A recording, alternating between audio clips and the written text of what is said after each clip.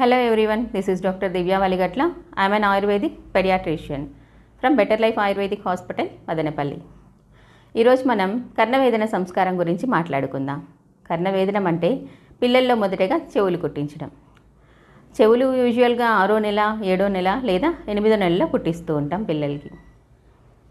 ఒక మంచి రోజు చూసి మంచి ముహూర్తం నిర్ణయించి బిడ్డని అమ్మ ఒడిలో కానీ నాన్న ఒడిలో కానీ లేదా మేనమామ ఒడిలో కానీ కూర్చోబెట్టి చెవులు కుడుతూ ఉంటాం.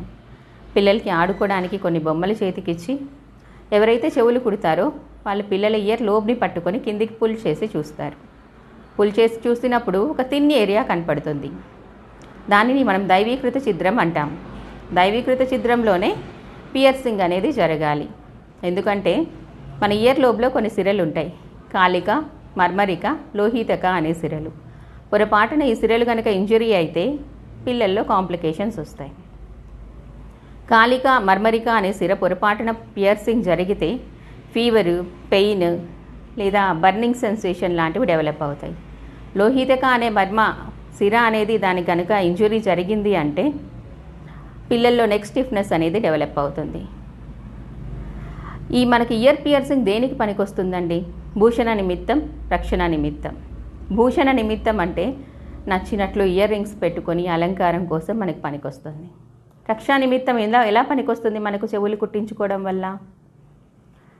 బిడ్డ తల్లి గర్భంలో ఉన్నప్పుడు తల్లి ప్లాసెంటా నుంచి బిడ్డకి ఐజీజీ, ఇమ్యూనోగ్లోబ్యులిన్ జీ అనే యాంటీబాడీస్ ట్రాన్స్ఫర్ అవుతాయి. ఎందుకు అంటే అది బిడ్డ పుట్టంగానే బిడ్డకి ఇమ్యూన్ సిస్టమ్ ఇంకా కంప్లీట్గా డెవలప్ అయ్యి ఉండదు కాబట్టి ఆ ప్యాసివ్ ఇమ్యూనిటీ అనేది బిడ్డకి కొన్ని నెలల వరకు సర్వైవ్ అవ్వడానికి హెల్ప్ చేస్తుంది. గ్రాడ్యువల్గా ఐజీజీ, ఇమ్యూనోగ్లోబ్యులిన్స్ తల్లి నుంచి వచ్చినవి బిడ్డలో డిక్లైన్ అయిపోతూ వస్తాయి. ఫర్ ఎగ్జాంపుల్ 6 months ఆ ప్యాసివ్ ఇమ్యూనిటీ బిడ్డలో ఉంది. 6వ నెలలో మనం చెవులు కుట్టడం వల్ల యాంటీజెన్ యాంటీబాడీ రియాక్షన్ జరిగి పిల్లల్లో ఇమ్యూనిటీ అనేది డెవలప్ అవ్వడం స్టార్ట్ అవుతుంది. ఇక్కడ నుంచి బిడ్డ నార్మల్గా సర్వైవ్ అవ్వడానికి హెల్ప్ అవుతుంది.